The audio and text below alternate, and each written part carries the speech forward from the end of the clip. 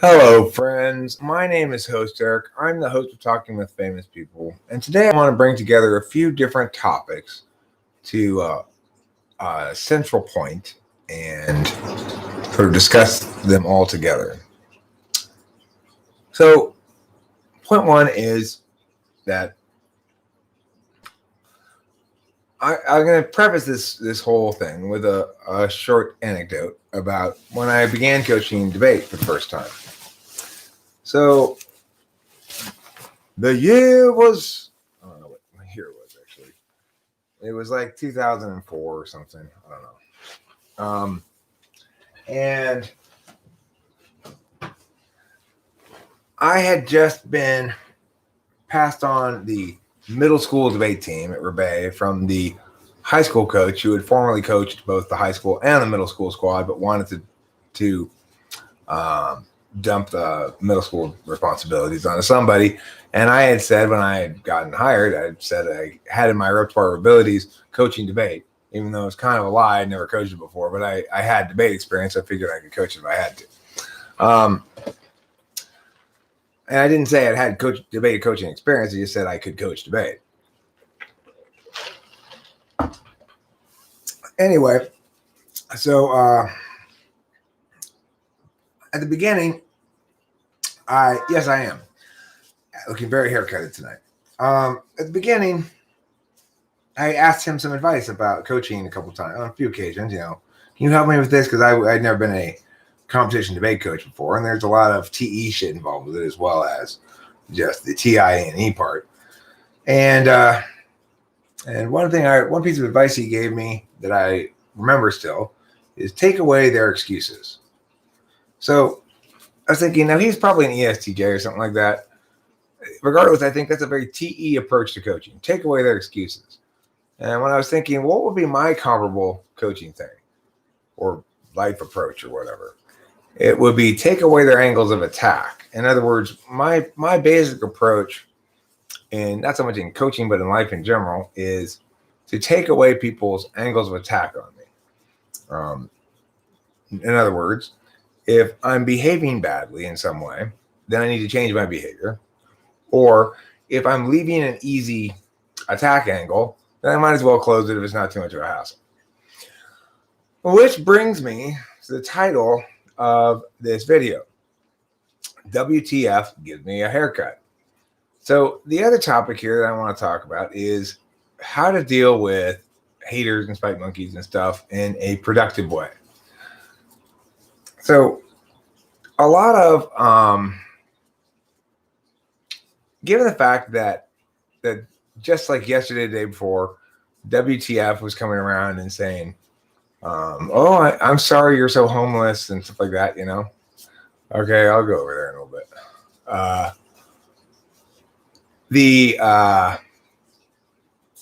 He's a hater that was here the other day. Anyway, that was his angle of attack, was that I looked like I was homeless because I had crazy hair and beard. So the thing is this.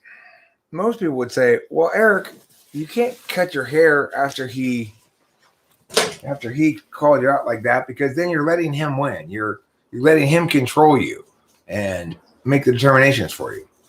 But this is absolutely consistent with my basic life strategy of taking away people's angles of attack. Now, the thing is, it's not an angle of attack where he was saying you're a bad person because of your hair.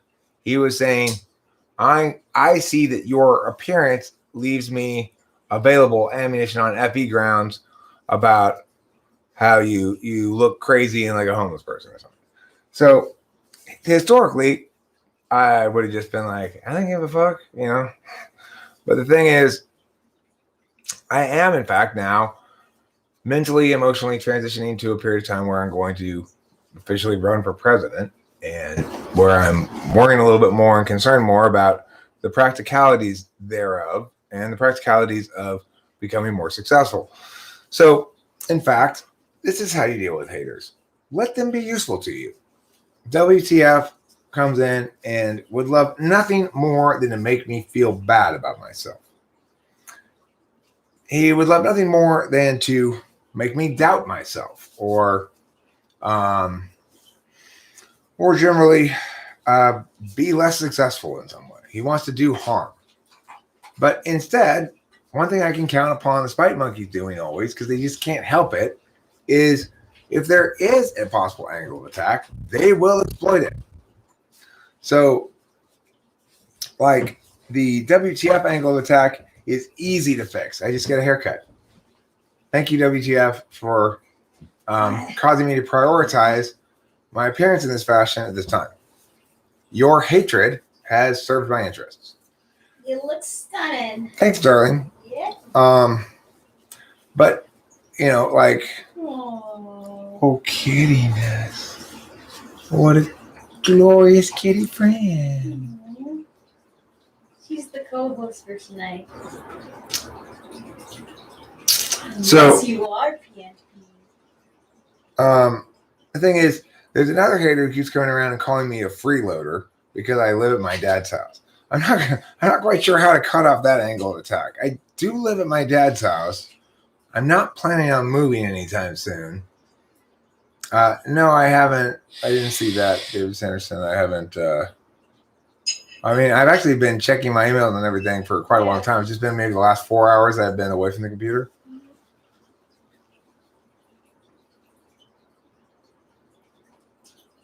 Hi, Bill Burkett.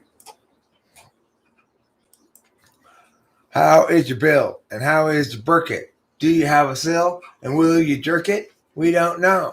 Wow, wow, wow. Meow, meow, meow. Yo, yo, yo. You are my cat. Meow, meow, meow, meow, meow, meow, meow, meow. Yeah. So, the haters who come around here, spite monkeys who are working angles of attacks, they want to do as much harm as they can, but they don't really have a lot of attack angles because as a general life strategy, you could sum mine up as cutting off others' angles of attack.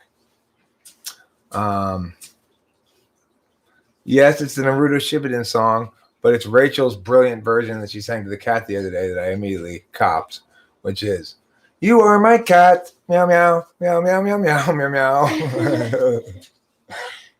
My best cat, meow, meow, meow, meow, meow, meow, meow, meow."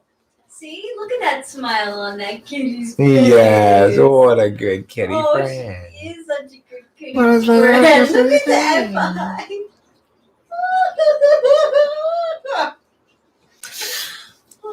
So yeah, I can't really cut off the angles of attack of the people who come in and say I'm a freeloader, because I am going to continue living at my dad's house, and all I can think about that is, like, if they're calling me a freeloader, they must have a terrible relationship with their family, like, yeah. like if Delilah were to come live with me, I wouldn't say, "Oh my God, I can't believe my daughter's freeloading off of me." It would never even cross my mind to consider a family member to be "quote unquote" freeloading. So I don't quite know how to cut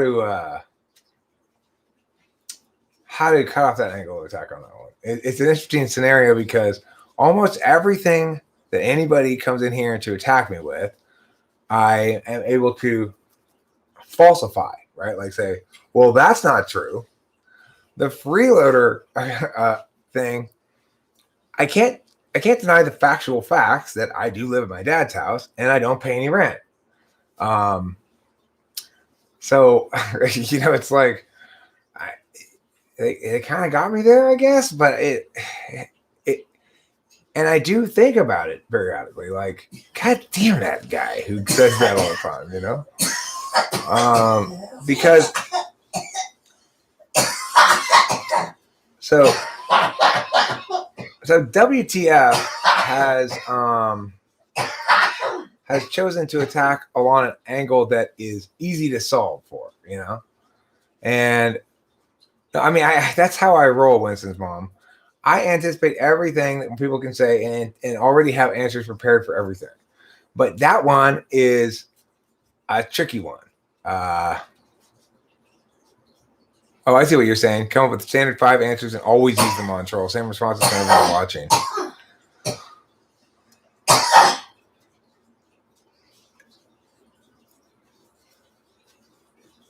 Yeah. Well, I'm a little bit like Samson in that my philosopher's robustness links to my hair length. Oh, that's a fair request. I don't blame you for wanting that. It's just like saying, can I get a bag of Skittles that just has orange ones in it? I don't like the yellow ones. So Alt wants to know if we can get a stream where it's nothing but Rachel coughing. Someday, yes, we will put that together. Hopefully, in the proper Rachel coughing stream, you're gonna hear some minor coughs, some major coughs, some gags, and possibly even a coughing-induced throw up. It'll be good stuff for everybody. I've smoked a lot. Host Samson Eric and his daughter Delilah. Yeah, right. Well, she's actually named after a cocktail, not the biblical character. Needs to be a remix, right?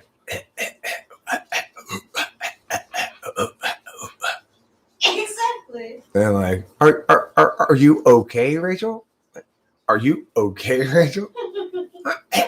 I'm fine. Exactly. It's not a real live stream if there's none of my coughing. Well, like it is, but it's just missing a little bit of that. So, the WTF there, Dr. Logi, is not to indicate in the title that, oh my God, Eric got a haircut. Rather, it's to thank the Spite Monkey WTF for motivating me to cut my hair and eliminate that particular angle of attack. Namely, although I would have thought it would be hard to go with a homeless line, given the fact that I'm clearly sitting inside a home. What he's really saying is your physical appearance bears resemblance to people who lack the means to cut their hair and stay tidy. Okay, good point. I know it looks fine. But as I said prior to your arrival here, Dr. Logi, I am taking a steady, kind of gradual transition, getting myself mentally and emotionally ready to genuinely make a serious run for president, to prioritize the maximization of my visibility and name recognition and stuff, and to, grow into get accustomed to playing the role of being presidential rather than just fuck around Joe,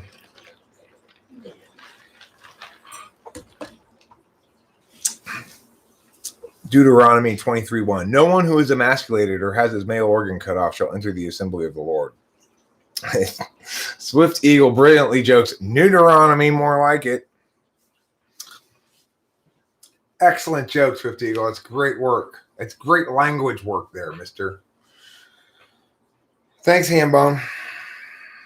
I do prefer to step in the correct direction as opposed to the incorrect direction, as stepping in the incorrect direction tends to take one further away from one's desired destination.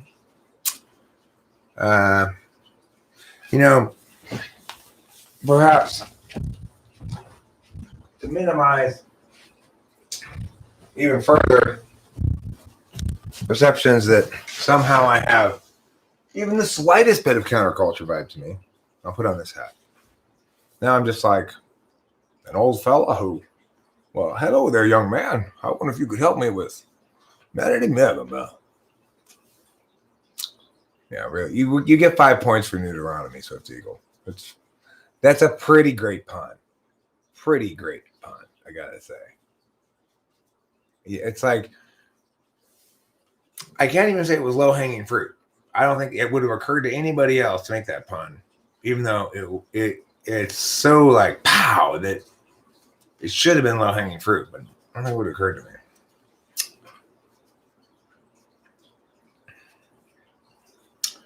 No, I haven't been replaced by a clone grass eater. This is my original self. My clone selves are kind of like the cloned selves in that movie with, is it Michael Keaton? Where he makes clones, but each one is degraded some from the original. You know that movie? Anybody?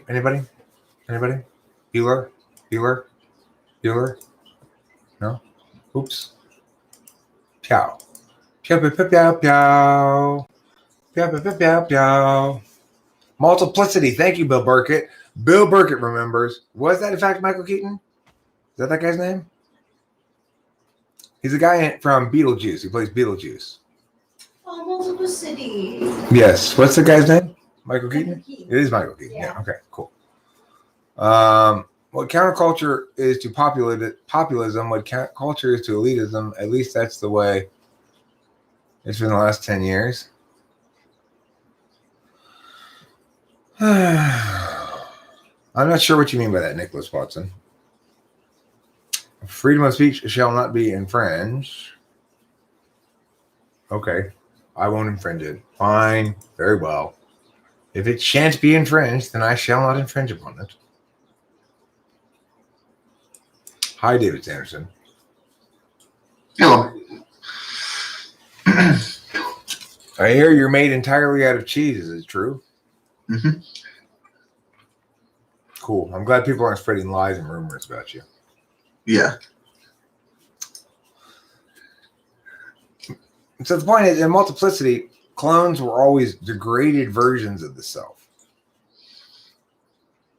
They're not degraded, they're different aspects of his personality. Okay, well, Nicholas Watson, they're degraded in the sense that they're incomplete versions of the self that cause problems. They're not as they're lossy, right? Okay, it's a lossy compression ratio. You do lose pixel clarity. So all of Michael Keaton's clones, they start looking kind of, low res after a while. Do you think I should put my cat on a leash and walk him? He's 26 pounds. No, cats don't want to be put on leashes and walk. It's like torture for a cat. Cats don't roll like that, Dogs maybe, but not cats. Also, I don't think cats really can be overweight. I think that's a bit of a myth. Fat cats are happy cats. Yeah, they are. Just let your cat go outside and it won't be that fat. Let it be an inside-outside cat. Do you have an only inside cat? Just let it be an inside-outside cat. If it's inside-outside and it's still 26 pounds, then that cat just prefers to be fat. And you just let it be itself and do its thing. I remember Corey had a very large cat, and he thought it would be funny to try to get the cat as fat as possible. So he'd always mix in the dry food with the wet food, so that to get the wet food, the cat had to eat the dry food too, and it did get quite fat. Was it cute? I mean, it was just a big fat cat. I don't know. I didn't get the idea why he thought it was funny. Why? Like, you're not gonna make any meaningful difference here, Corey. The cat is either going. It's like you're mushing those foods in there isn't going to get the cat to stuff itself more than it already is or something. It's just like your cat's just naturally huge. Holly, that was the cat's name. Holly. Hello, kitty pageant winner. David, someone's home. Go say hi to him. I could hear David something in the background. Your orange boy is very long, and he's a fine boy. He's only 5 and has many good years ahead. How absolute dare. Well, yes. Look, the thing is, let your cat, don't fat shame your cat, Bill Burkett, okay? Don't fat shame your cat. Fat cats are just as good as not fat cats. Yeah. Now, it might be true that you might lose your cat at age 14 instead of 17 to a coronary or diabetes, or maybe it just won't be fast enough to get out of the way of that truck. But you know what? Those 14 years are going to be a lot happier than a full 17 that they would have gotten if they were more fit. Because to keep your cat fit, you gotta force them to go on that treadmill every day and run their little kitty laps. You got to take your kitty to water polo practice. Cats love water polo, but they don't like being forced to play it. Oh. No. Cloud says, do you honestly expect to become president? It's an interesting question because, I mean, I honestly expect to do my best to do so. And I'm not one to think that your knowledge now can successfully constrain me. Like, a lot of people ask me that question. You honestly, you can't possibly. Are you serious? You're delusional. Of course, there's a couple of important things to remember, Cloud. Number one, my success criterion is not actually attain the presidency. It's make a serious run at it and be part of the conversation at least. Okay. That doesn't mean I'm not trying to win the presidency. That's what it means to make a serious run for it. Okay. So, do I actually believe that I'm going to win the presidency? I believe that I'll be able to know that in a few years. You know, I'm not a knower first. I don't operate on the assumption that I know now how, whether I'm going to do well. I afford myself faith in myself and in my ability to adapt on the fly. No, I'm not Andrew Yang or Tulsi Gabbard, because here's the thing. I was talking about this nation's policy before anyone ever heard of those fuckers, before they ever considered running for president, before they started running for president. Are we talking about American policy and the role of the executive now? Well, they've stopped talking about it. They're not interested anymore. They're not a thing. I'll be talking about it long after nobody remembers their names. And the thing is, both of those people are fundamentally people who are other things than a statesman, who are trying to say, okay, well, look, I'll try to take on the job of a statesman. My basic assertion is I'm a genuine statesman. It's what I'm meant to do. Eric, if you plan to find out, I don't plan to find out, Cloud. No. It's like your hubris is crazy. I acknowledge that I will find out. Your plans are as flimsy as a tissue paper, which means what you believe and what you think changes moment to moment, because words don't matter to you. You have no spine at all, but I'm all spine. I'm consistent about what I say. Does Cloud say you need to act right now? No, Cloud's saying, well, if you think you have to wait to find out what will happen in a few years, then you've already lost the war. No, fucktard. That's just like terrible, weak-ass NI. I'm not saying that. I'm not saying I doubt my ability to win. I'm saying I have faith in my ability to figure it out as I go. I have faith in the reality that I can't do anything but that I am fortunate to not have to operate on an NI frame of reference where I need to know in advance, or an SI frame of reference where I need to have already succeeded about it in advance. I'm perfectly comfortable making my best attempt at it and also failing. That won't hurt me or harm my ontology at all. Cloud, the reality is that it's infinitely hard for people like you. It's infinitely hard for people like you because you don't understand what it means to have constancy and faith and to have a genuine duty and purpose in life. You don't understand what it means to have clarity about policy and ideation. You don't understand what it means to have transcended with a preferable option the fundamental scope of politics in a country and be anxious to, as a patriot, present that third option away from agenda-based politics to a country that I love very much. You could never do anything of the sort because you don't have constancy and you don't know what you believe, and it doesn't matter to you. Can I have the paper towels, please? I'm very different than you in that regard. Thank you. It's not the U.S. president, obviously, Cloud. I'm just saying you're correct. You're limited in your ability to do big things because you don't have any faith in words or or statements that you ascribe to and that you're held to. So that's going to really limit you.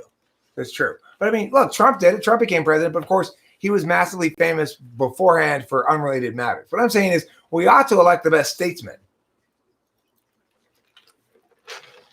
The funny thing is, Cloud, it just shows you how weakly you link to the truth, because the things that you change your opinion about are not shallow things at all. They're questions about the nature of the universe, the nature of humanity, the nature of existence. Those are not shallow things you change your opinion about. They're as unshallow as you can possibly get. So the fact that this proves what I'm saying right here. It's like, you'll never be able to do anything until you respect words a little bit more than that. Like you say, I have a very complex belief system. No, you have a very random, changing, fluid belief system. You don't have a belief system. You have a distaste for words and a pleasure in provoking people. That's what you have. And that's fine. You don't have to be anything other than yourself. No, because you said only shallow things change. That's not true at all. One day you come in here and say, Lord Jesus Christ is the only way to the truth. The next day you come in and say, the Bible's all a lie. The next day you come in and say, I'm, only atheists can have real morality. The next day you come and say, no atheists can have real morality. It's like, not only is it not shallow, it couldn't be any less shallow, but you have no consistency on any level, shallow or not. Oh, you were just playing a game. Oh, see, that's the other thing is people expect me to be serious when I say my words. So, in fact, if you come back yesterday and say, no, NE is not ideation. NE is logic. And I'd say, well, I'm just playing a game. Well, then I become as weak as you, Cloud, and I don't want to do that. So, no, thank you.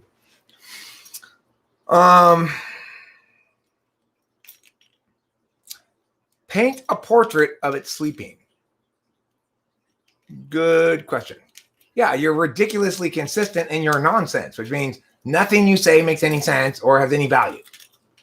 You're very consistent in your words being worthless.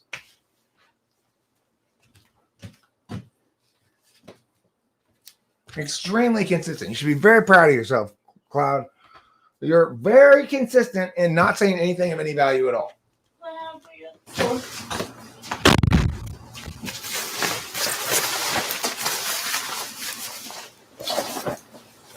And I mean, to the extent that it has value is because I make value out of it by using it to explain a form of wrongness. It's a good example of a form of wrongness I can use. So it's not like you even provide any of the value. Jesus Christ. Guess you got me on a bad moment, Cloud.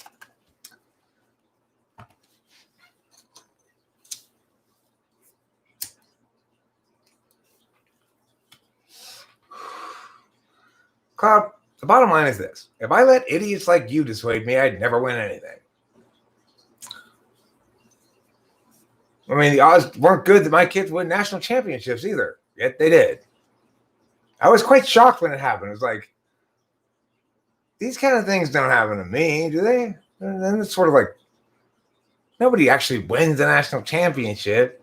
The national fucking championship. They couldn't possibly have been. The case that was my coaching that was responsible. It's just been a fluke until I had other kids win. State champion. Right? Of course, if I'd listened to you, I never would have bothered attending the tournament because what are the chances you're going to win, Eric? You're nothing special. You're just, how are your kids going to win? When there's a lot bigger schools with a lot more resources devoted to this.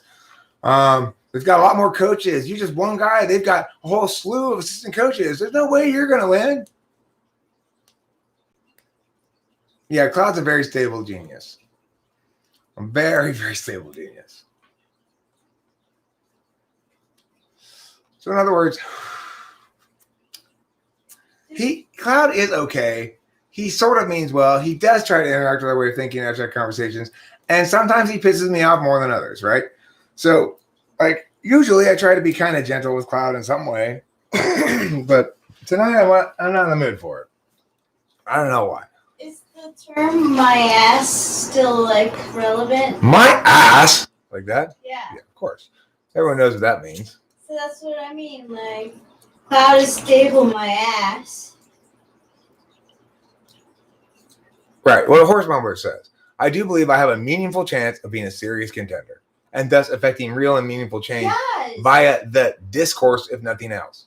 By talking about how I believe there's a third path away from agenda politics that's not another agenda itself, then I hope to change the conversation a little bit, to get people who insist on, like, there are people in the world who don't want to be one of those hardcore partisan people who go, those goddamn liberals, those goddamn conservatives. There are people in the world who don't really want to be that. But when they face another partisan, they don't really know what to say. It's like they might even agree with the partisan's perspective about politics, but they don't like the partisanship, but they don't know what to say. What do you say? Well, what's the alternative? I mean, somebody's going to win. It's either us or the bad guys. Come on. And you go, well, I mean, I do agree with you, but I don't know what to say. The answer is there's a third path forward. We don't have to use agenda politics. We can choose to evaluate people's positions as legitimate patriotic disputes and try to focus on electing somebody who will resolve those legitimate patriotic disputes via a fair and considered calculus rather than by representing one of the agendas. Hi, hello, he, so please bro help a brother out. SPBHABO. Eric is a high function person who's angry sometimes. I get angry sometimes, sure. Who doesn't? People should. Cloud, I mean, I'm not having problems arguing with you on the internet. You're having problems, maybe. I don't have any problems with it. Maybe I could be nicer, but it's not bothering me. Yep. Go ahead, Rachel. I can't tell if it's his baby or not.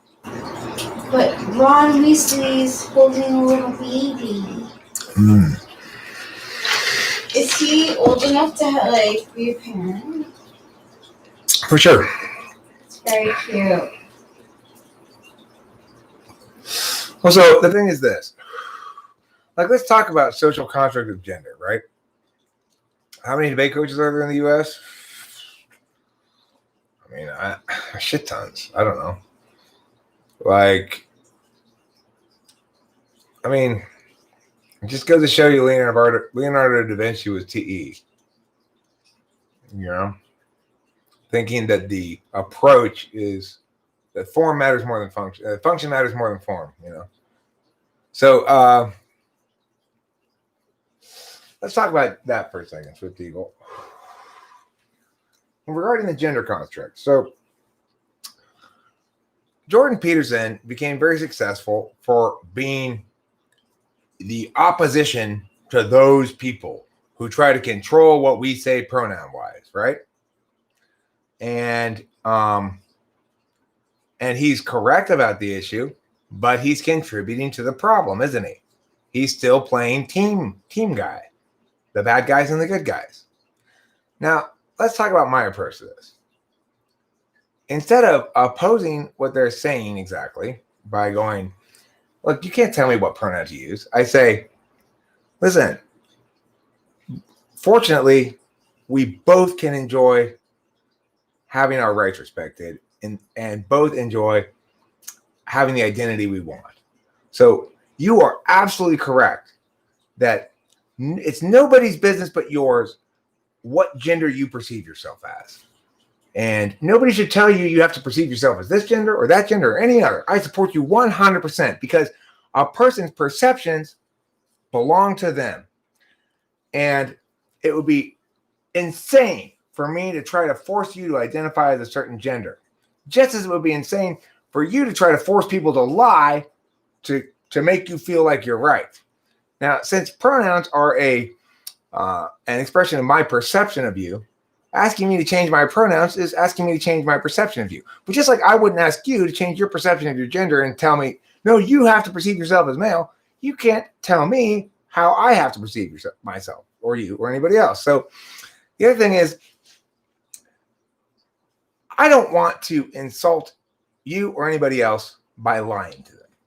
So if I perceive you as a male, you might want me to lie to you and refer to you as a she, but remember, those pronouns represent my perceptions. So you have a choice. Do you want me to lie to you? If you do, I respectfully decline. If you're trying to tell me I should be forced to lie to you, I am going to ask you why. Why don't you want the truth? What does gender define, Eric, and why discuss it? Limits? Well, I'm just giving, in this particular instance, an example of an issue that's typically broken into two distinct sides, and one side thinks the other side is the bad guys who have a wrong fundamental paradigm. Now, my point is point out to the people that their paradigm is good, and it applies to me too. Instead of condemning them, because their paradigm is good, it's just they don't understand what it means. So their paradigm that one should be able to perceive oneself however one wishes and name oneself what one wishes is correct. So when I hired Tiffany as my tech guy, even though he's a dude, he was transitioning to a woman and he calls himself Tiffany. So I call him Tiffany because that's basic common courtesy to refer to a person by the name that they want to be referred to as. And I used male pronouns because I didn't perceive him as a woman.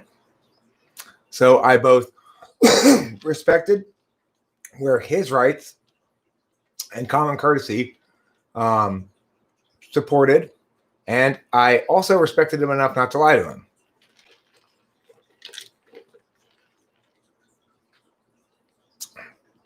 Club.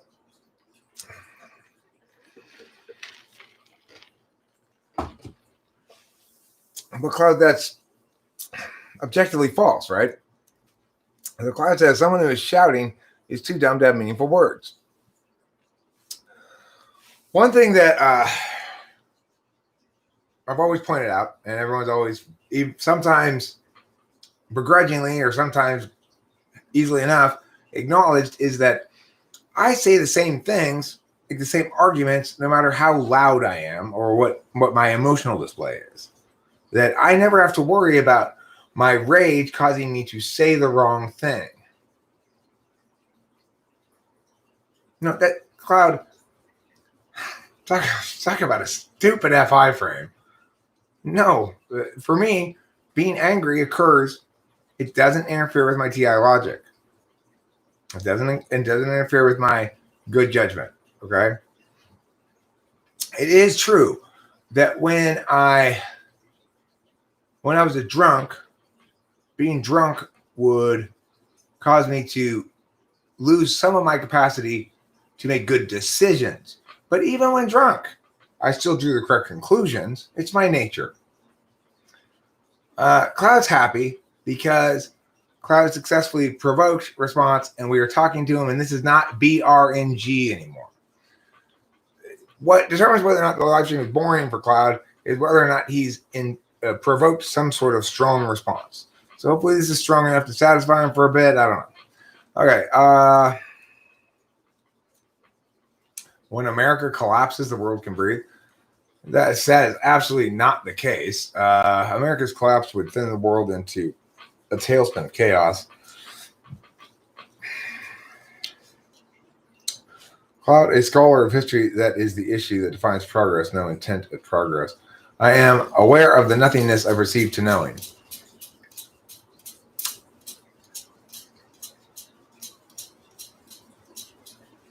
You're neither optimistic nor pessimistic, Cloud. You are provocative.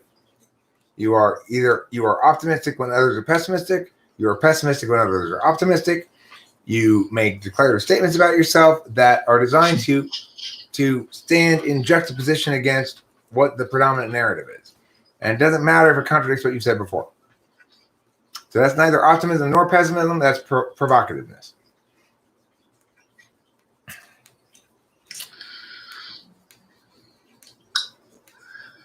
Did you go to Harvard because you were really smart?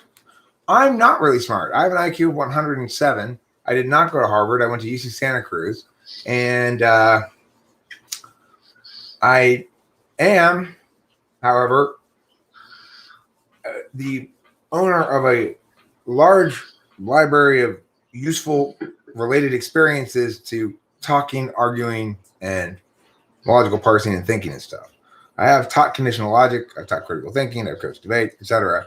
All that stuff means my words present a tough set of defenses for anyone who wants to attack me, which is what the topic of this video is in the first place. That WTF, by telling me I looked like I was a homeless person, he helped me because after I thought about it for a second, well, my natural instinct is to take away people's lines of attack. And of course, you might think, a lot of people would say, well, but Eric, you don't want to have him pushing you around and making him allow yourself to be puppeted by him. But that's not what's happening here, because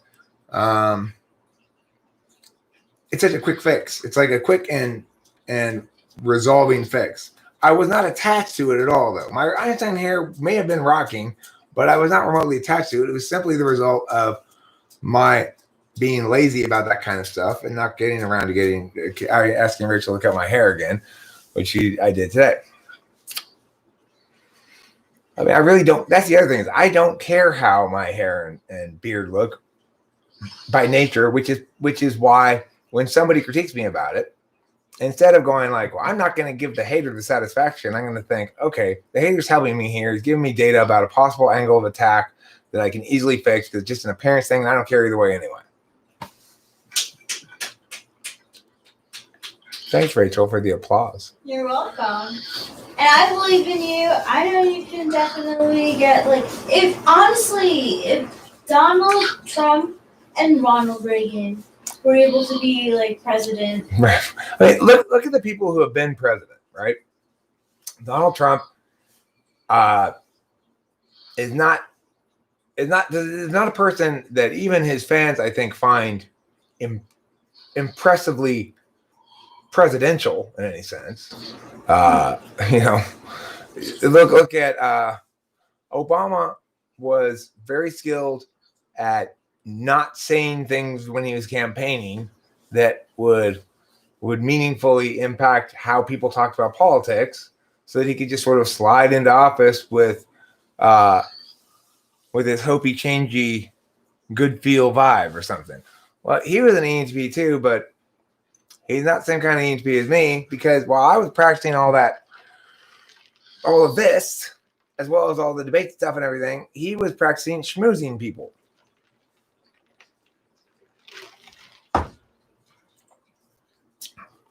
And SI is hugely important in an ENTP. What we've been practicing, that's what we get good at.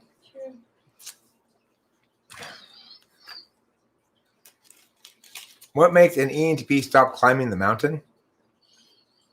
Do they climb the mountain? Sort of.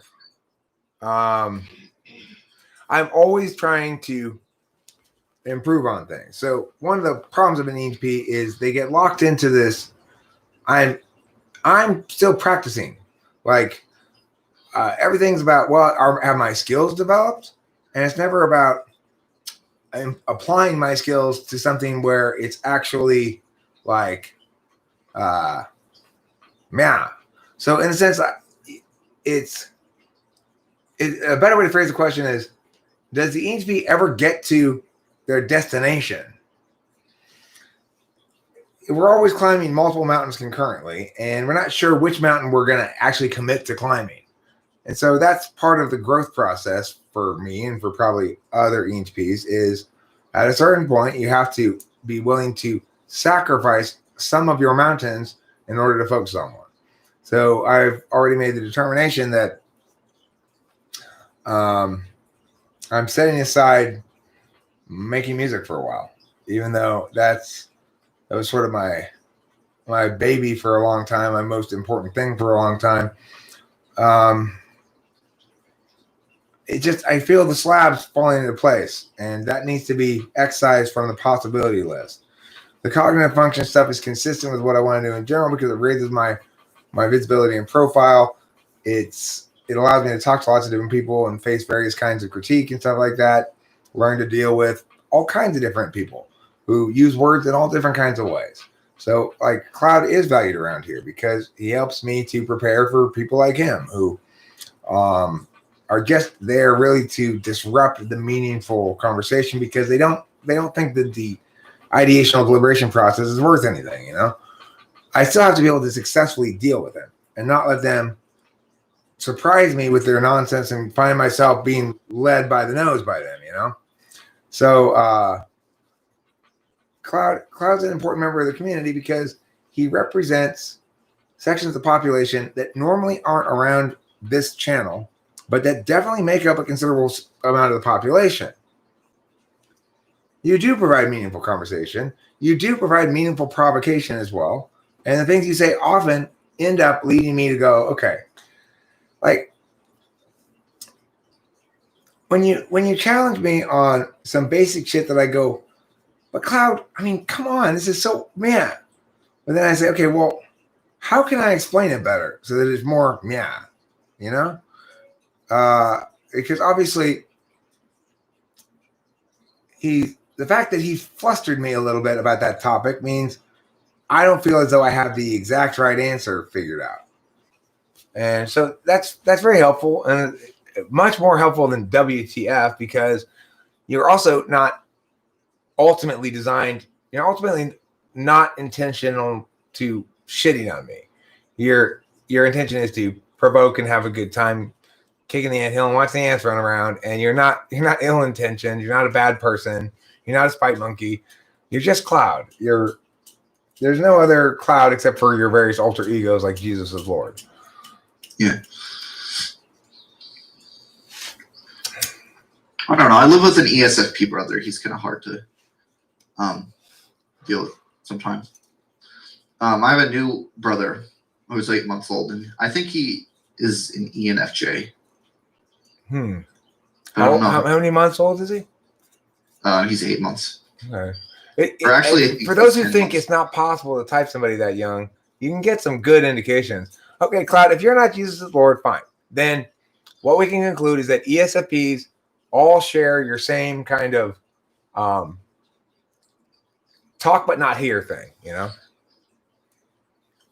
He definitely has FE, I think, but I think he has FE. I don't know if that's like NEFI or something like that, but he also has SE, I think, because he's always like running around and doing stuff. Okay. I remember Delilah, who's an SC Dom, when she was little, she always seemed to be reaching for like stuff and trying to move over places and before she could really move around. So I think you can see SE trying to do shit at a young age. I could tell she was an action type. I didn't think of it in those terms at the time, but in retrospect, I could tell she was an action type right away.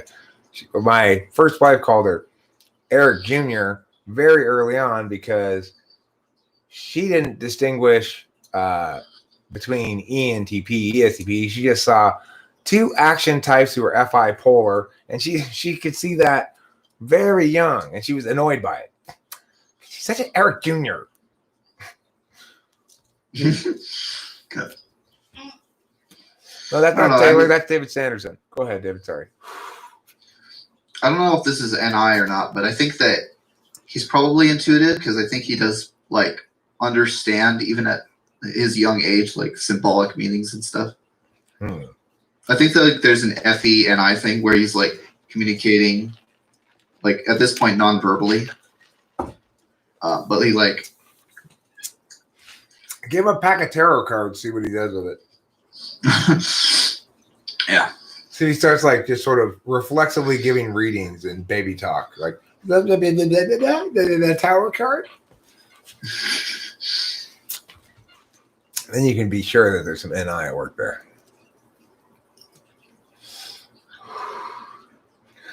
TJ O'Connell, you're probably right that 8 months is too young to type someone definitively, but you can actually tell quite a bit about your kids when they're very little. Now, if you're living in the same place with them, it sounds like maybe the sibling is. He sees the sibling often enough anyway to make some determinations.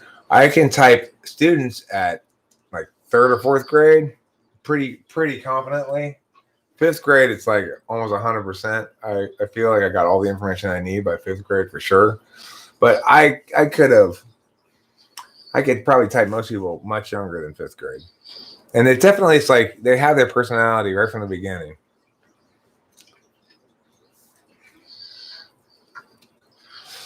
I think you're just motivated by some action, Cloud. You know, it's a frame where, right, you just want to argue. So that's the thing, Cloud. You're kind of like the argument clinic. Monty Python's argument clinic. Cloud just wants to argue. So he thinks it's like argument clinic where I go in and say, hi, I'm here to have an argument. He goes, no, you're not.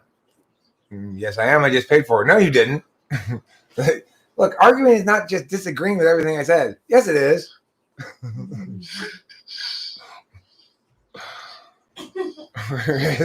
I remember laughing at that so much as a kid. Like, long before I ever had a debate, I thought, oh my God, that's so ridiculous. That's not how you argue. Yeah. You can't just disagree with everything what somebody says and think that's arguing. I realized that as a young child. Yeah, you are constantly challenging me. Well, sometimes you are refining my. I don't really have convictions, but sometimes you are refining my, the way I communicate about things. That's true.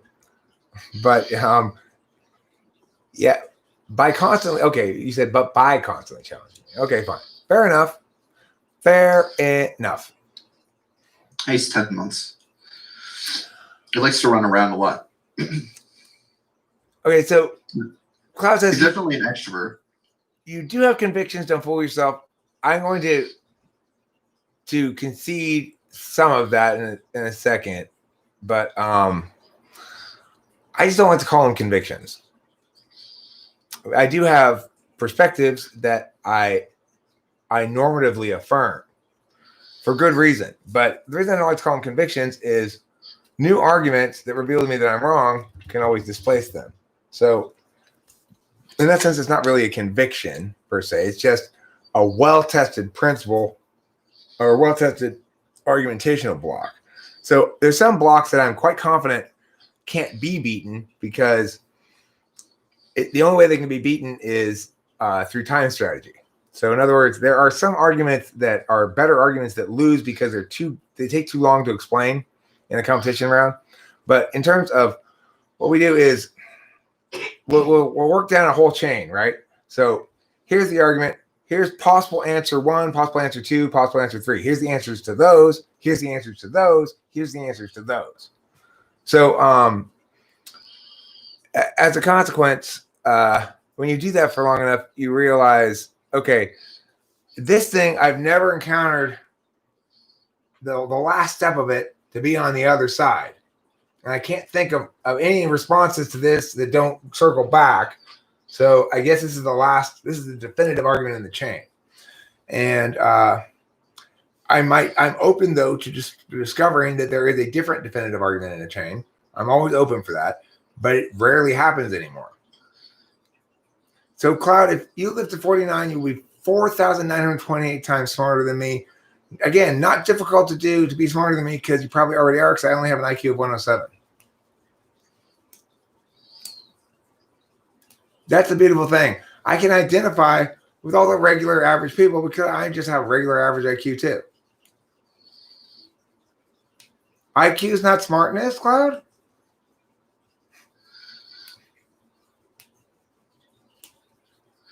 I'm wrong about what? Rachel Appelosa, did you just super chat me? Or super sticker? Yeah, I wanted to show you what it looks like. That's a super sticker? Yeah. Okay. You know, we were having a conversation the other day about, I don't think anybody's ever used super stickers. I'm not sure if I have them. They just have super chats maybe. But super chats. I guess we do that might have be a good idea. I guess we do have super stickers too. We do have super stickers. Yeah, Rachel just set it up. Yeah. just used it. If everyone wore a map sweater, no one will get lost unless they wore the wrong map. It doesn't matter if they wore it intentionally or not, Ninfa. But it's a good point. It's also the case that if everybody had their phone on them and had bars, and they wouldn't get lost too, which is probably a little easier than trying to read your sweater the whole way.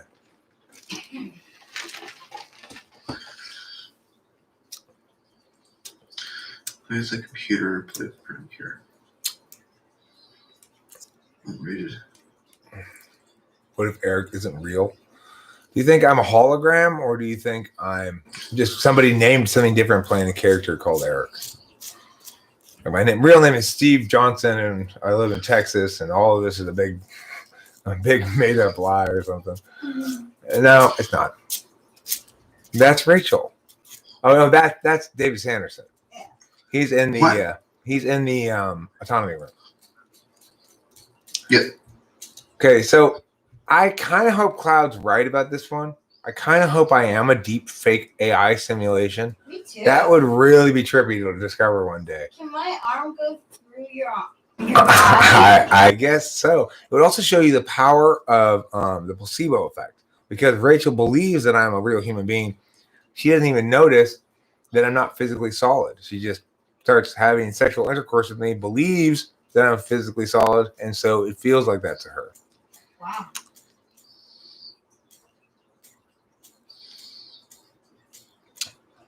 The majority of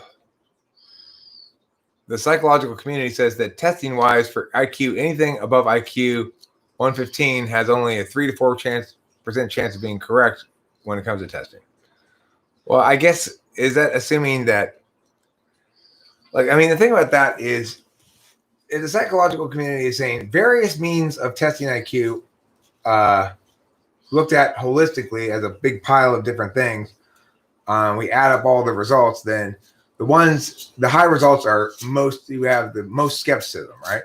But presumably they're comparing that against the official IQ test and assuming that it's right, because of course it necessarily is. It's tautological.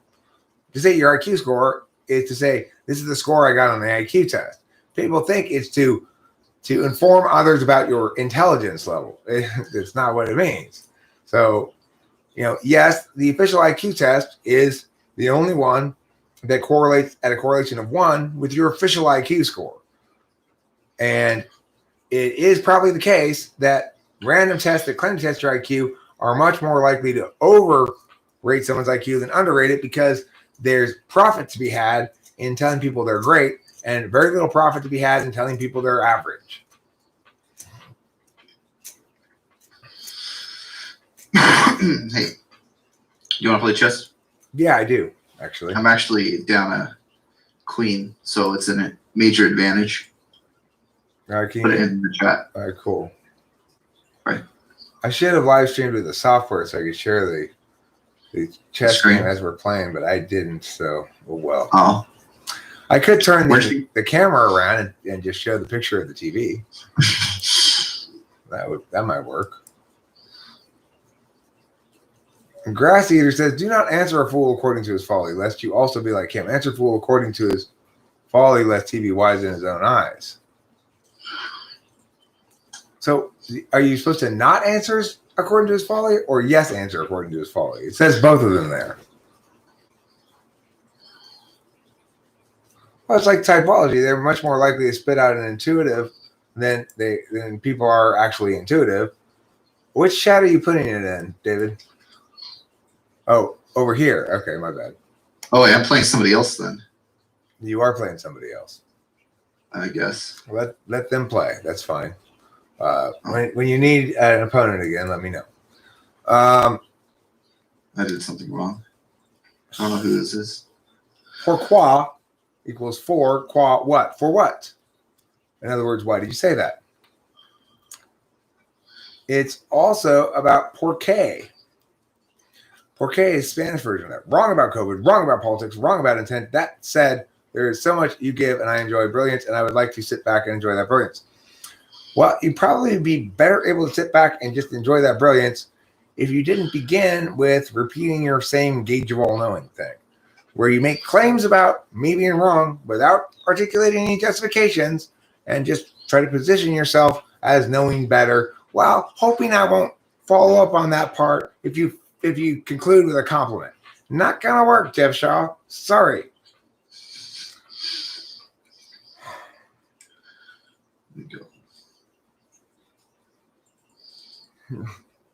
He is a knower to the core. I agree. But, I don't know. He's determined at least to position himself as a knower, but ENTPs do that too. ENTPs are certainly guilty of positioning themselves as the gauge of all knowing. I guess as I just did right there, or consistently do. But the difference is when I position myself as, when I go like, no, that's wrong, wrong, wrong, wrong, I give good reasons. I don't just make the claim. So it's like, I don't want to be, there are aspects of Jeff Shaw and a lot of other people that I see in myself and don't necessarily like. But one aspect of mine that is not like Jeff Shaw. When asked to provide a reason for things, I will never say something like this. Now, Eric, you don't want that, friend. Jeff Shaw, please don't tell me what I want. Okay, I'll try not to tell you what you want, and you don't tell me what I want. How about that? Why don't we both trust each other to be in charge of what we want? I got my ears lowered. Yeah, I did. That's so I don't look homeless anymore.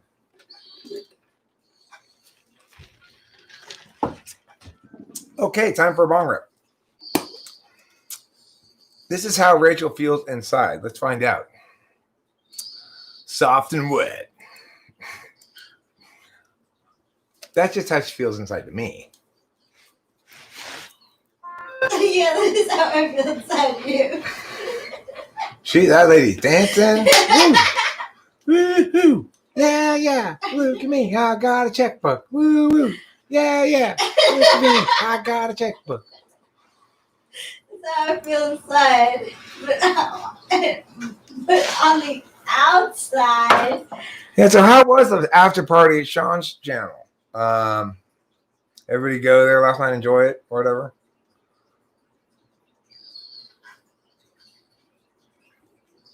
Nicholas Watson, it's a good suggestion. Nicholas Watson says, that cop, I'd suggest Rachel going to edibles. We do get edibles sometimes. We like edibles. We liked edibles last time we got them.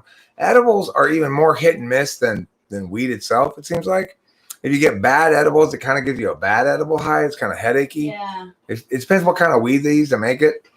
And sometimes you get edibles that's like the numbers on the edibles are unreliable. For example, if you get a 400 milligram brownie bar by company A, it might get you as high as a 100 milligram bar by company B. So, it's a little bit tricky getting edibles. The other thing is we like to smoke. Rachel described herself today as a chain smoker. The thing is, I smoke both pot and cigarettes. So typically what happens is when I bust out the bong, she'll bust out the bong. And then when I light a cigarette, she'll bust out the bong. Yeah. So we both like to smoke a lot. Yeah, I do. It's very calming for me.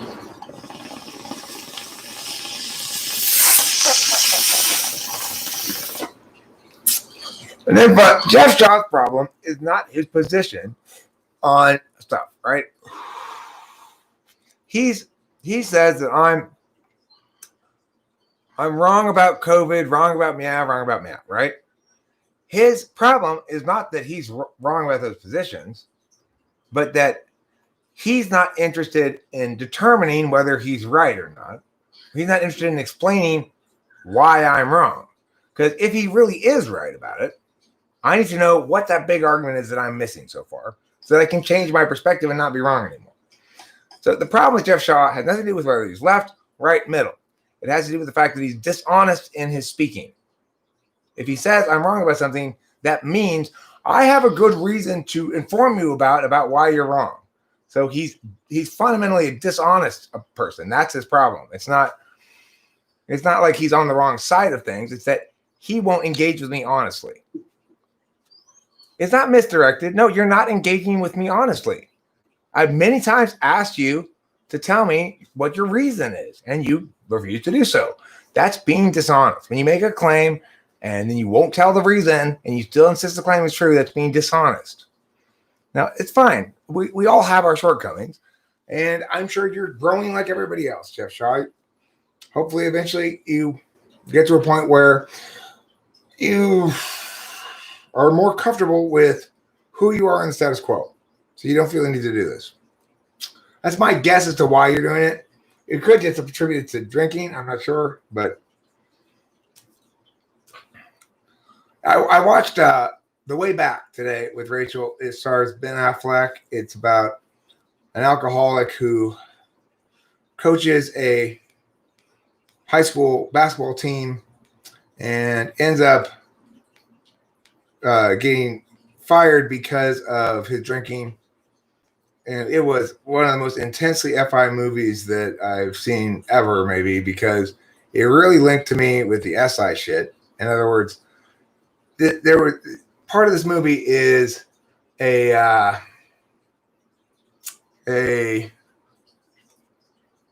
the story of somebody who's a very successful coach and a drunk at the same time, and how much weight that puts on his being. And of course, it resonated with my experience exactly.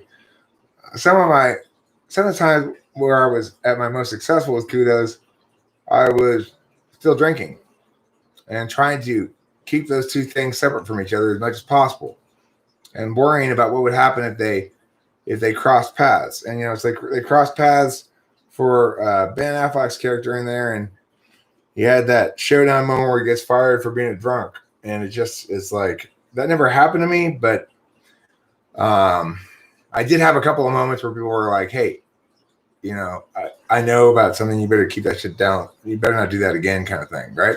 I did have those moments, and it was a movie that made me incredibly grateful to not be drinking anymore, and That's so good. and incredibly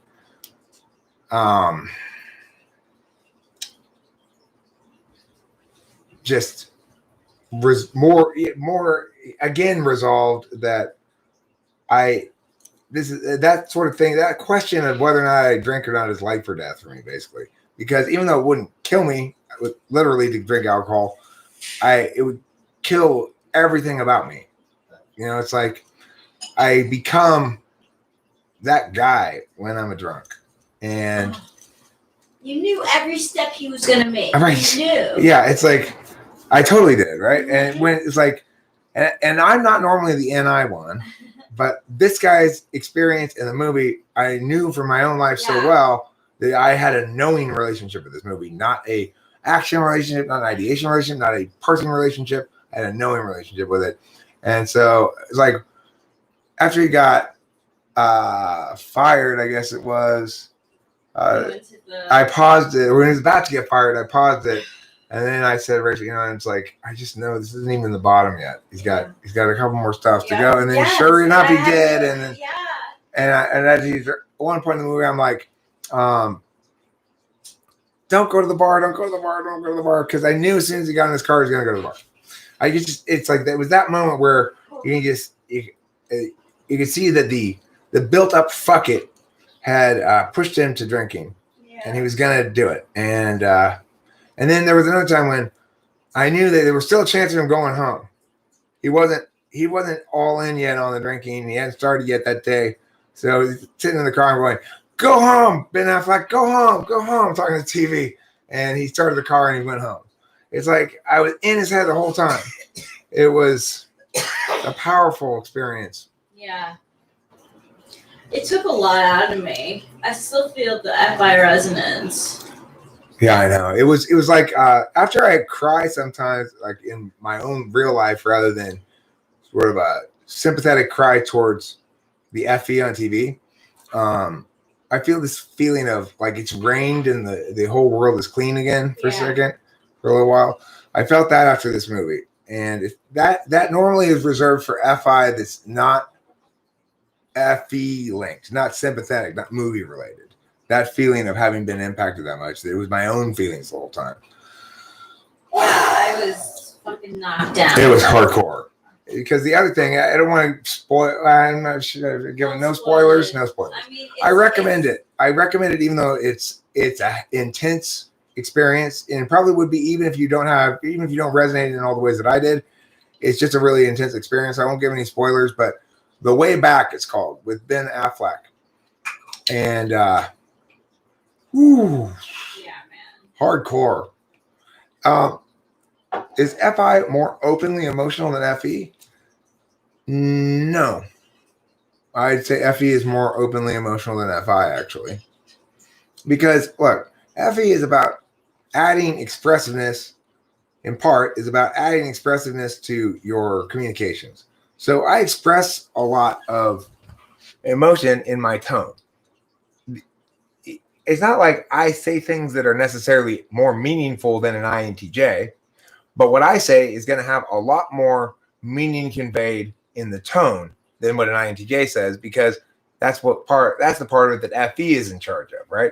And FE is my third slot, absolute value, which means I like to include that data, especially because I'm a putter, an action type. I like to include it when I'm talking.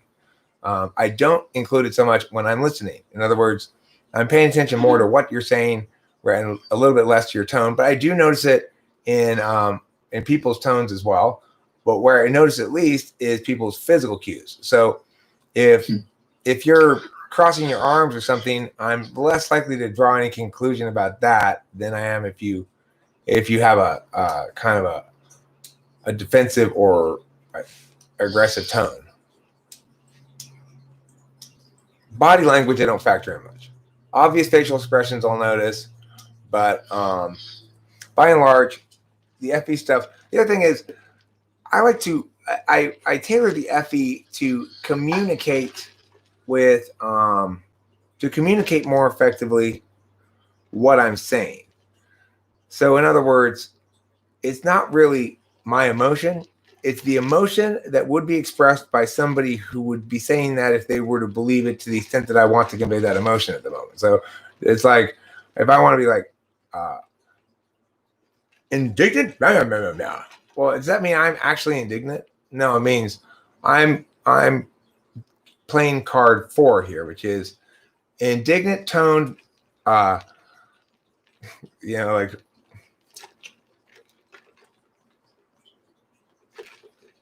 sled full of yeah.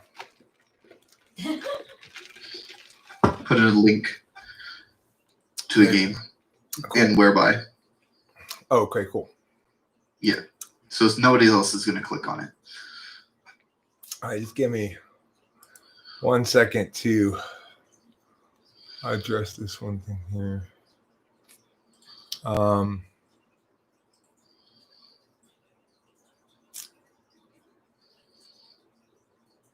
Don't discount your thought, even though you don't have any thoughts, Jeff Shaw.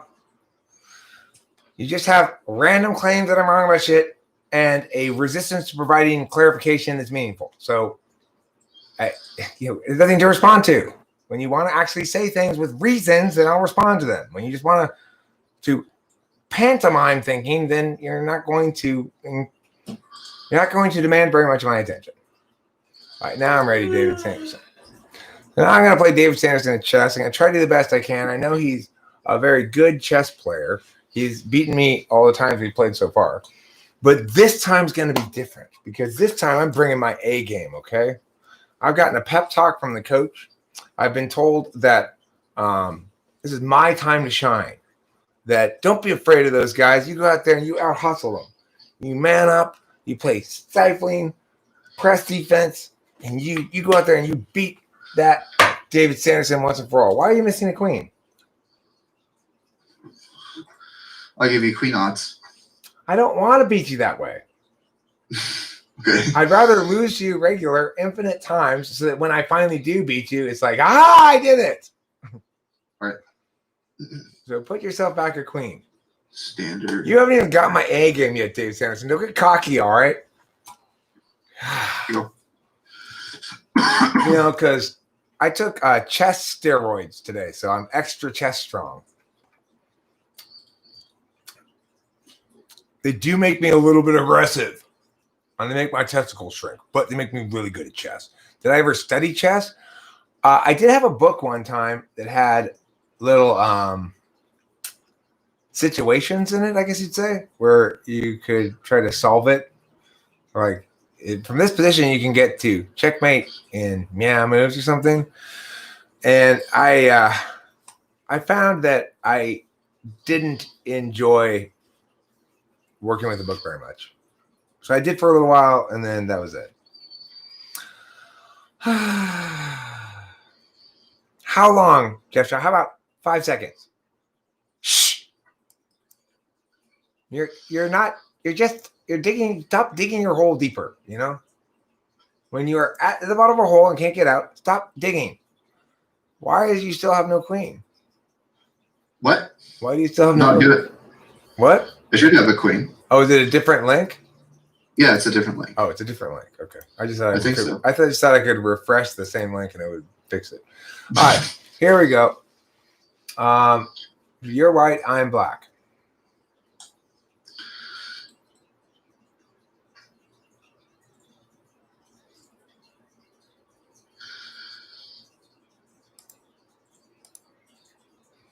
Remember, David Sands, you better watch out. You're getting my A game this time. No more fucking around. Oh, I see. Moving the horse out. Typical David Sanderson. Always moving your horses around. Like you're some kind of horsey benorsey. Okay. I'm going to move here. What do you think about that? It's like, damn, I never thought he was going to do that. Eric's blowing my mind. Okay. Just get used to it, David Sanderson. I'm a mind blower by nature. Watch me blow your mind right here. Pow. The reason David Sanderson is silent, of course, is because his mind has been blown. When I make moves on a chessboard, it's kind of like a giant taking a step. It thunders like boom, boom, boom, you know? Like boom, boom, pow, as the immortal black-eyed peas might say. But they can't see it, unfortunately. I'm sorry. I should have live streamed the other way, in which case I could have shown it to you. But I didn't live stream the other way. So now you can't see anything. Well, you can do a play-by-play. I am doing a play-by-play. Okay, let me do a play-by-play that's proper, though. Okay, so now I'm going to move my horse from the bottom row to the third row, jumping over one of the pawns in the process, as is my wont, WONT. David Sanderson just moved his bishop. Why did he move it, you might ask? Well, he's the kind of guy who just takes wild chances. I'd call that a wild, irresponsible chance, wouldn't you? Okay, if I move there, then you're just going to move a pawn and I have to move him back again. That's not going to be any good. Okay, so what I'm going to do then is I'm actually going to move my other horse out. I'm putting my horse here on the third level, also from the back row. I went ahead, I moved my horse, and I'm trying to bring everybody out. Everybody's starting to stretch their legs. David Sanderson's got two horses and a bishop out, just like I did. Now he took my bishop, so now I'm going to kill his bishop with my pawn, and now he's going to move his horse over there. Now he's going to castle. Okay, he just castled. You're not familiar with castling. It's where you make your castle and your king switch places, but they go to the middle spaces instead of the distant spaces. It's pretty cool. It's a pretty advanced chess move. It's only for people who are really serious, I guess you could say. He was trying to prevent me from getting him in check or trying to prevent me from locking down his horse in place by moving my bishop there so that I could kill his king, which he successfully did. But little did he know, I have a secret plan in mind that he has no idea what's coming. Okay, what is it? I don't know what it is either yet, so I got to figure it out. Still, my secret plan. Okay, I'm going to go like this. Piao, what do you think about that? Huh? What do you think about that? David Sanderson is speechless. He's never seen a guy like me who's really making the thunderclaps of glory define the chessboard the way that I am. Back when I was in school, they called me Old Thunderclap. Yep. Loud as thunder, fast as lightning. That's what they said. They always compared me to your mom's face for that reason.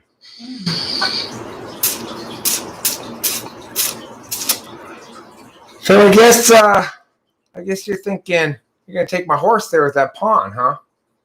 That's probably what you're thinking. You know, I hate to tell you this, but I might just have to move out of your way, rendering your plan totally vain. Okay. Or I could do something else, but then you're going to definitely take my horse.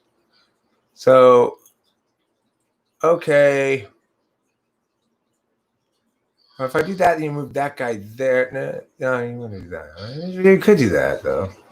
Okay, I'm going to take a chance on me. Move this pawn right here. You might take it with your thing there, dear. But that's okay, because now I can go here. And you can't get me with your horse, my dear. Because I'll get you with my pawn. And then we traded horses. Okay, well, I can live with that.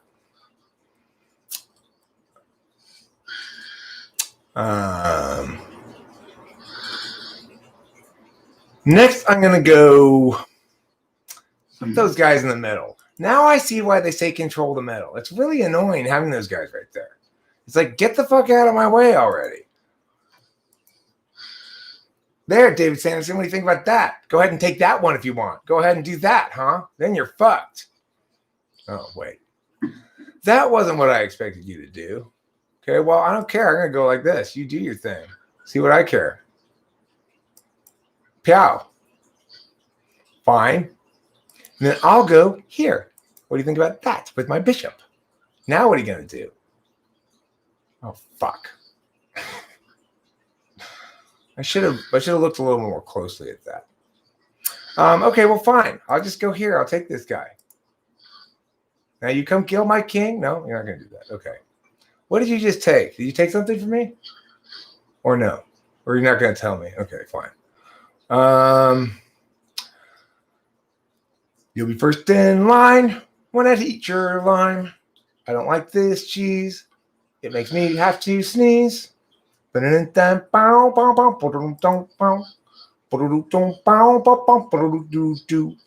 a chance on me, because I have to pee.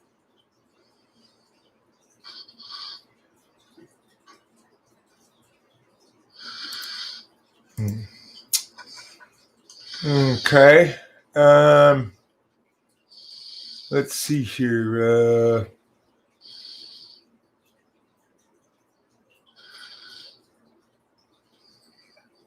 I don't want to do that. So if I go like there, then yeah. Okay, I will move here. What do you think about? I mean, check. Oh, you just moved right there. I see. Okay, that's fine. I'll move here.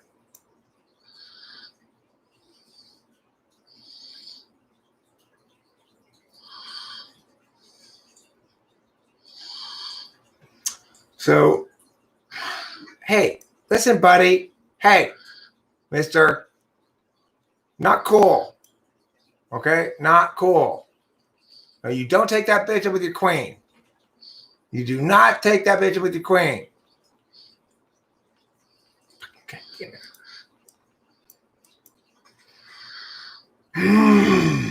I can only move there? I hate that spot. I don't want to move there. Anywhere but there. God, that's a terrible place to move. Fine. Now you're going to kill my king. I mean, my castle. There. Take that. Now you're going to kill my other castle. Fucker. Now what am I going to do? I'm dead. There's no way I can win. I concede defeat. Well, David Sanderson won again. I'm sure he's cheating. He must be cheating somehow. I've lulled him into a false sense of security. I was trying to maybe, but didn't seem to work out this time. Which types do I think would be really good at chess? I'm assuming INTJs are best at it, although I think ISTPs could also be really good at it. I think any is probably not a useful thing really in chess. I don't know if I agree. Miko Tall was an ENTP and he was world champion. Really? But yeah. Okay.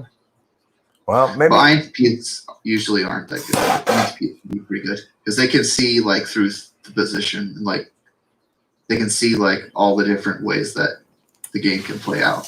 Even though they're not looking down like a single line, they're looking at like multiple different moves and tactics and stuff. See, the thing is, for a second there, I was thinking, oh well, if he gets that guy with his queen, then I'll just be able to move my castle down there and get him in checkmate. But actually, then I realized, no, they don't have me in checks. I won't be able to do that. Even if you had gotten him with your queen, even if you had gotten my guy with your queen, you know. They have to understand that for ENTPs, NI is like 5th spot, so they can get good at the game. Well, I think it's like what I was saying earlier. ENTPs need a lot of time to build up a lot of SI at certain very specific things, and they get very good at those things eventually. So if that's all the guy focused on all the time, and he's an ENTP, I do believe in the power of SI to make an ENTP eventually stand out good at something. Where's Kitty Meow? Where is Kitty Meow? I don't. Is she still back here? I don't think so. No, I don't think so either. I think I might have let her outside. Hi, Kitty Meow. He was a strong player. I mean, Bobby Fischer had a terrible time playing him. Like he won multiple games in a row, like 14-1. Like that's how bad Bobby Fischer. Even though he was like by far the world champion, or he wasn't really the world champion yet. I don't really know, but he played a few matches against Miko Tall and did terrible. Thank you. Huh. And then he said that Miko Tall doesn't know how to play chess. It's all just smoke and mirrors. something like that. We're always getting accused of that. It's like TE people don't respect the nature of the adaptability aspect of being a action dom. You beat David Sanderson. Really risky. Hey, David Sanderson, did the crowd beat you at chess? When you were even? Did he? I don't think so. Did he beat you straight out? I think we played 2 games. Did you give him an advantage on one of them? I don't remember which one. Maybe I did. Of course, Sterling. I still have like FI? residue. You have FI bong resin in you? Yes, I do. FI has its own kind of bong resin. It's even. Oh, wait. Was Cloud playing my other game where I had the queen down? Maybe. That makes sense. Oh, okay. Yeah, well, you had a queen advantage. That's why, I don't want him to do. I don't want that queen advantage. Because when I beat him, I want to actually be able to say, I beat David Sanderson. I might not ever beat him. That's fine.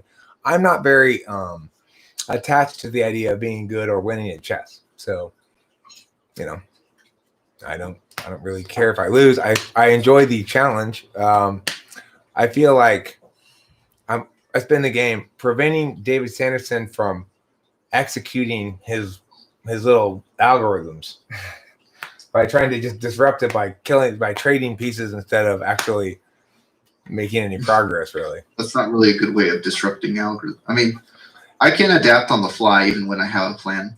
Well, I mean, but I put it this way: when I'm playing, I don't really think that I have any idea what you're doing. I'm just saying, I guess my interpretation of my form of feeling like I'm on defense all the time is that, well, maybe if I trade, that's better than letting this play out because I feel like he's getting the advantage here. So I don't know. It's an interesting game. I've always enjoyed the game and found it intriguing and exotic in some fashion. Like it's not. I really don't feel like it's native to my kind of intelligence at all, but it has an exotic appeal to me. I like it. It's weird. It's like I never quite. It's always just outside of my field of vision in some sense. I always feel like there's some way to look at this that I'm not. If I could just turn it the right direction, it would all come into focus or something. But never happens. I don't know how to explain that, what I'm saying any better than that. What do you think that represents? Is it like NI ignoring or something? Maybe. This is a problem I have. You want to know what's a real problem? For every bong rip I smoke, I have packed the bowl at least 3 times. So I take out some weed, I pack the bowl, then I put the bowl down. Then a little bit while later, I take out some weed and go to pack the bowl and realize I've already packed it. So I put a little bit more in there and I put the rest of it over there. Then I put the bowl down and start talking again. Then I decide I want to pull a bong rip. So I get the weed out and I go to pack a bowl and remember that I've already packed this fucking thing twice. Smoke it, Eric.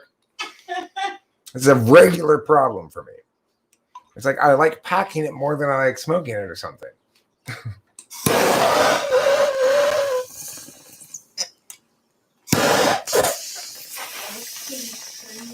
Yes. All right, let's play again. Are you already playing someone right now? I sent you a rematch, but Oh, you okay, didn't here. click on it. So do I push it this and then we go or what? Oh, it's me, it's white, and okay, here we go. Oh my god. Yeah, I'm white. Okay. What happened, darling? My necklace just broke. Your necklace broke. Today is not a day of things for me. Let's see if I can fix it.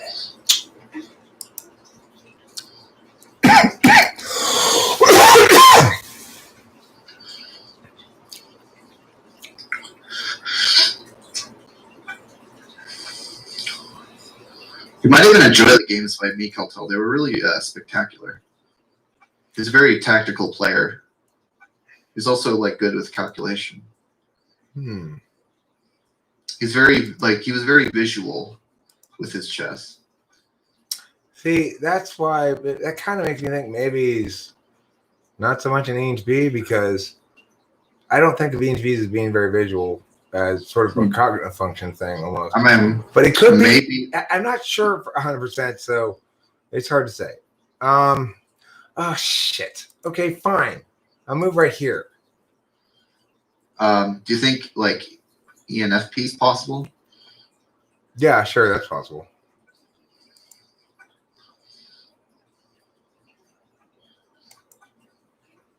What were some quotes of his?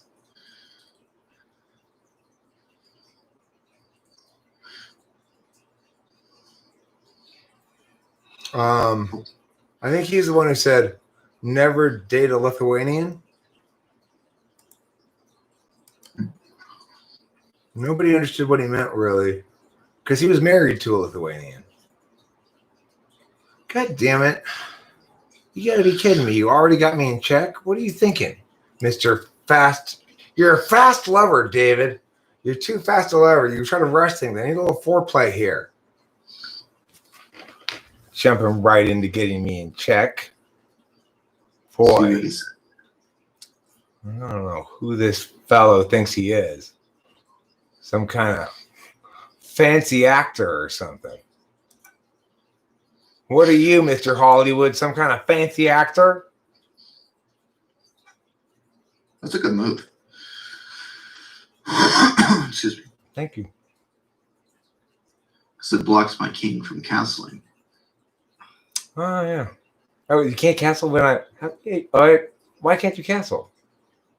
Because your bishop is blocking my way. It's covering all of the dark squares. So you can't castle if it puts your castle in castle check? Yeah, something like that.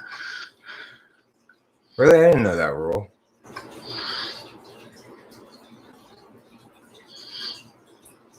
I had no idea that was the case. It's funny. I do. It's funny. I've been playing this a long time. I had no idea. Okay.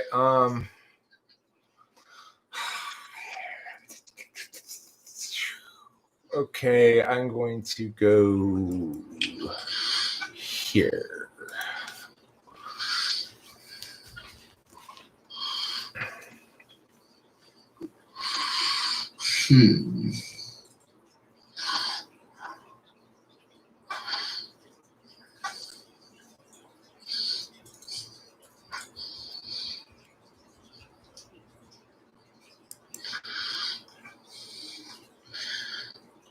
So here's a quote.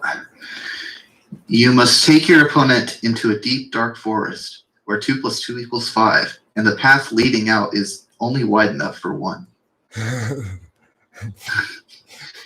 That's a good quote, but I don't even want to tackle the issue whether it needs to be because it requires me to put too much thought into the visual auditory thing, which continues to be a troublesome spot for me. Okay.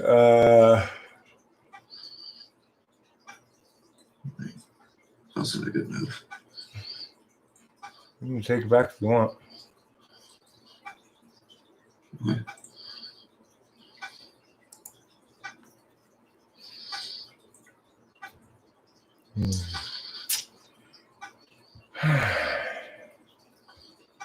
Well,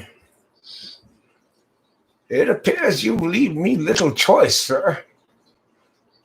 I'm going to have to jump on top of your bishop with my horse.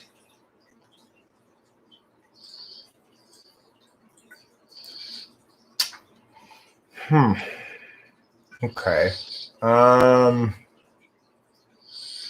Let's see. You're gonna go meow meow. Yeah, and okay, I go.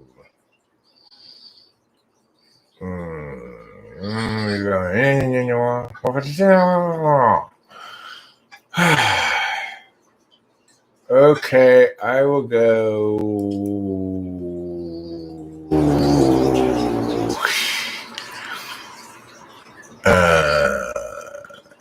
here.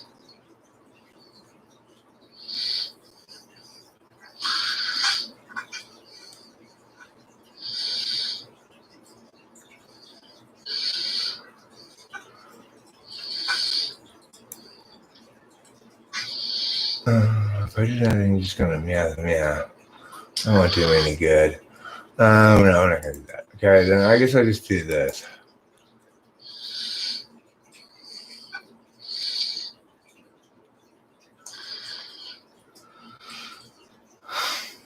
Okay,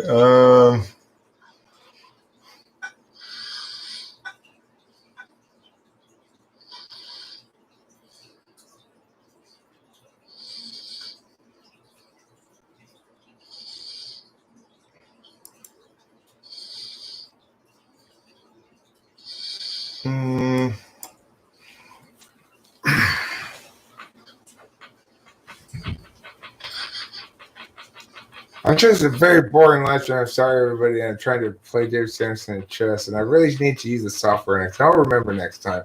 This is poor media. This is lacking media savvy, you might say. And I do also apologize for my failure there upon. You just killed my horse. David Sanderson, without even a sign of compunction or remorse, just jumped on top of my horse with his horse as though it were everyday business for him. I tell you, this gentleman's a cutthroat.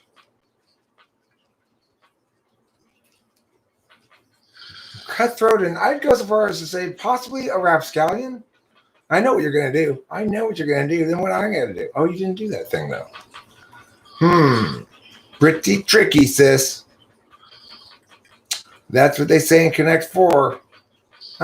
No, Dave Sanderson. No.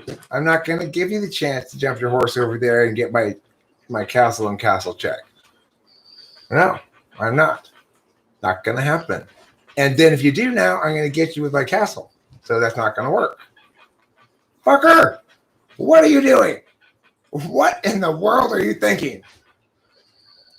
That is not safe to move your queen around like that, mister. What are you doing? Who taught you queen manners? Your queen manners are terrible.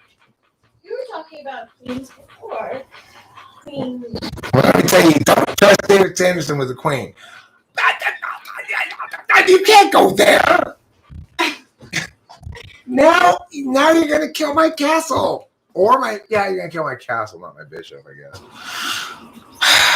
Well, I'm not going to let you kill my queen. That's it. I'm sorry. I'm not going to let you kill my queen, so fuck off. David Sanderson, he's like a ruffian robbing people in the street of their hard-earned money with his chess attitude. He's the least civilized chess player I've ever seen. So true. Truer words I've never heard. Oh my God. David Sanderson, it's like you haven't listened to a word I have been saying to you. I'm coming, kitty. Don't worry. I have made it clear already that I didn't want you to keep getting me in check. I can't. What do you mean I can't? Oh, yeah, I can't move there. Okay, but I need to protect my queen, though. David Sanderson, you scoundrel. I'm going to just come right out and say David Sanderson is a stone cold scoundrel. I'm not exaggerating at all. Wow. You never exaggerate that much. No. I'm not one to exaggerate a lot. And I'm certainly not exaggerating here when I say that David Sanderson is a downright scoundrel. Oh, I'm sorry. Fuck. Okay, I concede defeat. That David Sanderson, he got me again. Where's the concede defeat button? Is that it? No, you got checkmate. Oh, it's checkmate. Oh, it's already over. Okay, I don't have to concede defeat. Eric asked if he can concede defeat after he's already lost. All right, well, I'm gonna call it night as far as the chess goes. I think I would like to play you again. You're fun to play because What about Among Us? I wouldn't mind playing Among Us. Listen, if we're gonna play that, then I'm gonna end the stream. We're gonna stream with the software. Yeah. So if we're gonna play any more games, then I want to be able to stream it properly. Let people know in the chat before you leave that you're gonna play Among Us so that they come back just in case they don't get an alert. Yeah, you probably won't get an alert. I'm gonna start streaming again in a little bit with the software, and we're gonna play Among Us, which is a game that we played before that has it's like mafia kind of, but it's a video game. Anyway, Multiplayer, so. and you can join and play with us if you'd like. But if you do play in the game, you can't watch the stream because that would just be too stone cold cheating. I know the game is conducive to thinking like that, but it won't be fun if you, in addition to playing with us, also watch the stream because you'll know right away to be in it. There's a spite monkey among us. Is there really, or are you just referencing the game? Okay, regardless, I'm in the live stream right now, so it doesn't matter. And remember, we have to watch out for the man behind the slaughter. Yes. Running Fox's purple guy made me think of that. Hey, Zandy, we're going to go play Among Us right now. So I don't know what the link is, but I'm going to start the stream again, and then I'll put the link there after that and figure it out then. Wait for you. I'll come in right back, Zandy.